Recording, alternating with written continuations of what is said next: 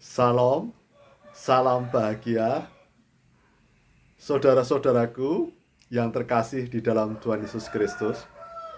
Apakah saudaraku pernah diremehkan oleh orang lain? Pernah dicibir oleh orang lain? Pernah diremehkan, dicibir oleh para sahabat sendiri? Kemudian juga dihina, tidak diterima, ditolak? Saudara-saudaraku, pada kesempatan ini saya hendak sharing pengalaman kehidupan yang bertemakan tentang mengapa Tuhan Yesus Kristus tidak dipercaya oleh saudara-saudaranya sendiri. Tuhan Yesus Kristus ditolak di kampungnya, di kotanya. Tuhan Yesus Kristus ditolak oleh tua-tua, imam-imam kepala, dan ahli Taurat. Padahal mereka tahu bahwa Tuhan Yesus Kristus telah membuat mujizat. Tuhan Yesus Kristus dapat mengajar dengan karisma yang tinggi. Banyak orang yang tertegun atas pengajarannya. Tetapi mereka tidak percaya, bahkan menolak Tuhan Yesus Kristus. Saya dapat memahami mengapa mereka menolak Tuhan Yesus Kristus. Bahkan saudaranya sendiri tidak percaya kepada Tuhan Yesus Kristus. Karena pemahaman saya, Tuhan Yesus Kristus anak dari orang tua tukang kayu. Jadi mereka meremehkan Tuhan Yesus Kristus sebagai anak tukang kayu dari kota Nazaret, sehingga ketika Tuhan Yesus Kristus telah dapat memberikan mujizat-mujizat, bahkan pengajarannya juga sangat terkesan, banyak yang terpesona atas pengajaran Tuhan Yesus Kristus yang memahami tentang firman Tuhan, berbeda dengan pengajaran-pengajaran ahli Taurat, imam-imam kepala, para tua-tua.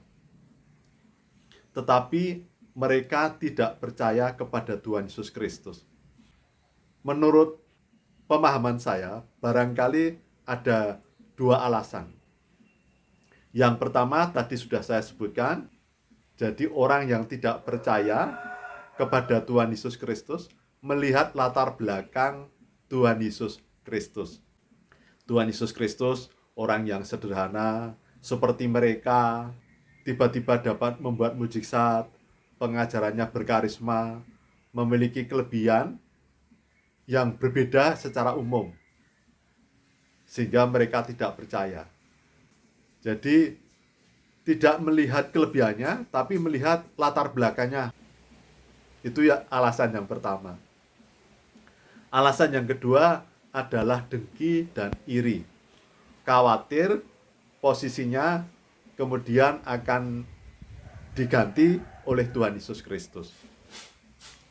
Para tua-tua misalnya, yang biasanya disegani oleh masyarakat, tetapi tiba-tiba kemudian muncul Tuhan Yesus Kristus yang lebih muda, dari orang yang sederhana, dari keluarga yang sederhana, tiba-tiba menjadi fenomenal. Maka para tua-tua menjadi khawatir, posisinya tersingkirkan. Demikian pula imam-imam kepala yang secara formal menduduki jabatan keagamaan yang tinggi, yang dihargai, yang disegani, dengan kemampuannya, dengan pakaiannya, dengan atribut-atributnya, sehingga sangat terpandang, dihormati. Tiba-tiba hadir Tuhan Yesus Kristus dari latar belakang keluarga yang sederhana, kemudian fenomenal, dapat membuat mujizat, pengajarannya sangat dikagumi, membuat orang terpesona karena pengajarannya berkarisma dan berbobot di dalam firman Tuhan. Demikian pula ahli-ahli Taurat yang biasa memahami, membaca, mengerti tentang Taurat, tapi ternyata kalah pamor dalam pengajaran dengan Tuhan Yesus Kristus. Tuhan Yesus Kristus bisa menjelaskan sehingga para umat, para jemaat di masa itu mengerti, memahami setelah diajar oleh Tuhan Yesus Kristus. Ada sesuatu nilai, ada sesuatu penghayatan yang sungguh bisa dirasakan di hati. Tidak seperti pengajaran ahli Taurat yang mungkin ya pada saat itu formalistik. Nah, kedengkian ternyata juga sangat berbahaya. Dengki iri melihat kelebihan orang lain. Tidak dapat mengakui karena melihat latar belakang.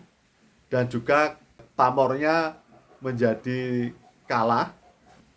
Itu menunjukkan bahwa mereka sebenarnya tidak percaya diri. Tidak mengakui kelebihan orang lain. Hanya karena melihat latar belakang Tuhan Yesus Kristus. Dengki iri akan menyebabkan kebencian dan kemudian lupa diri, tidak peduli, memberikan ancaman, bahkan akan menyingkirkan orang-orang yang memiliki kelebihan. Jadi saudara-saudaraku, yang pertama yang ingin saya sampaikan, ketika saudara-saudaraku diremehkan, tidak diakui, ditolak, tidak dipercaya karena memiliki kelebihan, tidak usah menjadi kecil hati, menjadi patah semangat. Karena diri Anda tergantung diri Anda sendiri. Diremehkan, ditolak, dihina, tidak berpengaruh dengan siapa diri Anda, dengan kelebihan Anda. Doakan, berikan berkat kepada orang yang meremehkan, yang menghina. Karena sebenarnya orang-orang yang menghina, meremehkan Anda, itu karena tidak percaya diri bahwa mereka memiliki kelebihan juga. Yang kedua yang tidak kalah pentingnya, jangan sampai ada kedengkian dan iri hati.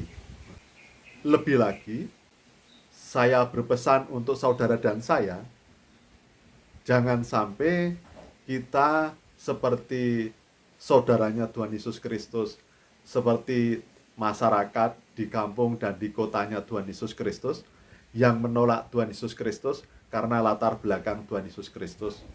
Jadi saudara-saudaraku, ketika sahabat kita memiliki kelebihan, maka marilah kita belajar untuk menerimanya, untuk mengakui kelebihan mereka, karena kita juga memiliki kelebihan. Yang kedua yang tidak kalah pentingnya, jangan sampai kita dengki dan iri terhadap kelebihan orang lain. Seperti yang dilakukan oleh para tua-tua, imam kepala, dan ahli Taurat. Karena dengki iri akan menyebabkan kebencian dan kemudian ingin menyingkirkan orang yang memiliki kelebihan. Padahal orang yang memiliki kelebihan tidak bersalah terhadap mereka. Tetapi hanya karena memiliki kelebihan, maka orang-orang yang dengki iri di dalam dirinya menjadi panas, menjadi garang, bengis, dan tega untuk menyingkirkan orang yang memiliki kelebihan, bahkan bisa membunuhnya. Seperti yang dilakukan imam besar, imam-imam kepala, tua-tua, dan ahli Taurat. Dia tidak peduli bahwa fakta menyatakan Tuhan Yesus Kristus telah membuat mukjizat, pengajarannya bagus. Dan mereka tahu bahwa Tuhan Yesus Kristus tidak bersalah, tidak melakukan kesalahan apa-apa.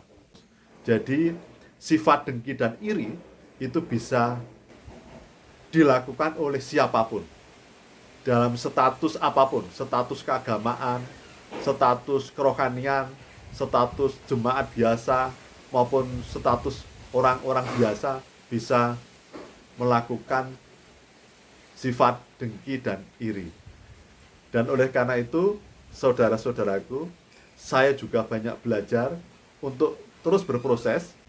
Saya berusaha tidak iri dan dengki atas kelebihan orang lain.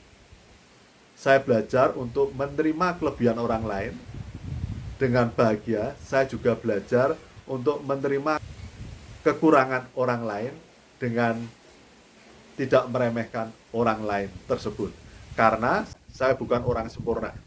Jadi saya tidak harus meremehkan orang lain karena kelemahan-kelemahan orang lain, tetapi juga tidak panas hati, tidak dengki dan iri karena kelebihan orang lain. Karena saya juga memiliki kelebihan itu sendiri. Salam, salam bahagia, Tuhan memberkati.